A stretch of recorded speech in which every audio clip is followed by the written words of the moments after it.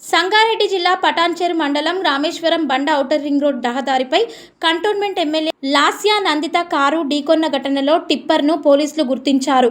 Accident జరిగిన 10 రోజుల తర్వాత టిప్పర్ లారీని కర్ణాటకలో గుర్తించి పటాన్చెరు పోలీస్ స్టేషన్కు తీసుకొచ్చి పోలీసులు సీజ్ చేశారు. అతివేగంగా ఎమ్మెల్యే కారు వచ్చి ఢీకొట్టడంతో ప్రమాదం జరిగిందని లారీ డ్రైవర్ తెలిపినట్టు సమాచారం. పూర్తి వివరాలు పోలీసులు సేకరిస్తున్నారు.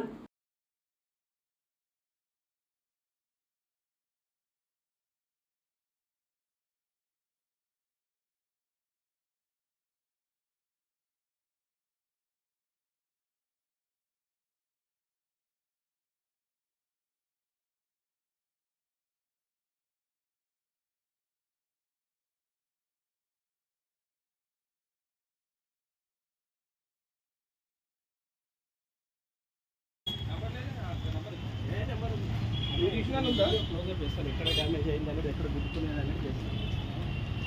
ఇక్కడ గుర్తుకుంటుంది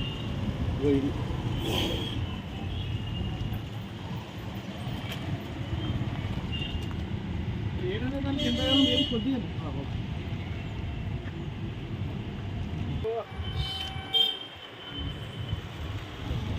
దగ్గరికి పోతా